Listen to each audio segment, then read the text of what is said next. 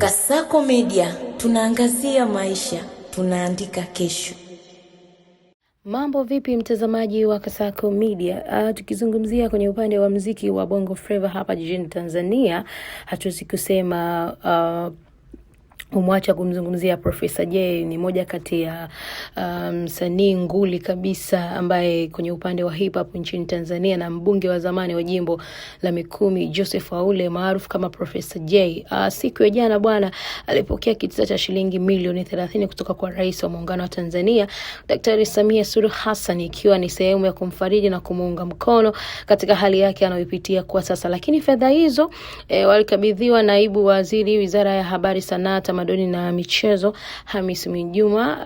Watu ambao wanafahamu zaidi ni Mwana FM, akiwa ameambatana na mstahiki meya wa Mashauri ya Jiji Dar es Salaam kwa Nurdin Bilali maarufu kama Shelter, na amezungumza namna ambavyo amemshukuru Rais Samia kwa namna ambavyo amemfanyia. Lakini pia ni mmoja kati ya mwanamuziki wa zamani sana, nyimbo zake zimehit sana na ana alama kubwa katika jiji hili la Dar es Salaam, lakini pia katika nchi yetu ya Tanzania. Lakini ni mmoja kati ya mwanamuziki ambaye amefanya mapinduzi makubwa kutokea katika sanaa hii ya uimbaji. Lakini akizungumza wakati huo akikabidhiwa msaada huo, Mwana FM alizungumza na Rais Samia akiwa akifuatilia katika ukaribu wa ndani zaidi Professor Jay pamoja na shughuli zake za muziki, ikiwemo tamasha lake la mwisho aliyofanya hivi karibuni. Hayo maneno amezungumza Mwana FM wakati akikabidhi shilingi milioni 30. Lakini kwa upande mwingine, Mwana FM pia alipata nafasi ya kumshukuru Daktari Samia Suluhu Hassan kwa kuendelea kumthamini mchango wake katika swala za kijamii pamoja na kuendelea kumuunga mkono katika kipindi hiki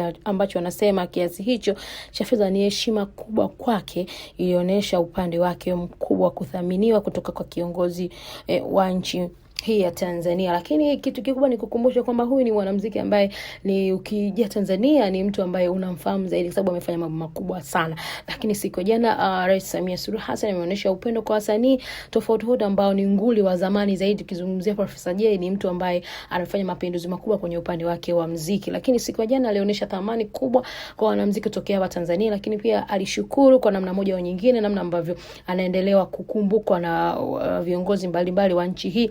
Lakini lengo kubwa ni Daktari Samia kuonyesha kwamba bado anaendelea kushirikiana na wanamuziki pale wanapopata matatizo, na alizungumza kwamba wakati yeye yuko hospitali gharama zote ambazo nilikuwa alivyokuwa anaumwa Professor Jay, Mama Samia alikuwa anamsaidia na alikuwa na provide cost zote. Kwa hiyo swala la kumpa milioni 30 kwake ni swala ambalo linampa faraja kwa upande wake, lakini pia limeweka alama ndani ya moyo wake kuhusiana na kwamba bado viongozi wanaendelea kumkumbuka kwa namna moja au nyingine. Lakini yote tuendelee kumshukuru Mama Samia kwa namna ambavyo anashirikiana vizuri na wasanii hasa wanguli na wengine ambao wapo karibu na nchi yetu ya Tanzania. Jina langu naitwa Nice Godfrey wa Kasako Media.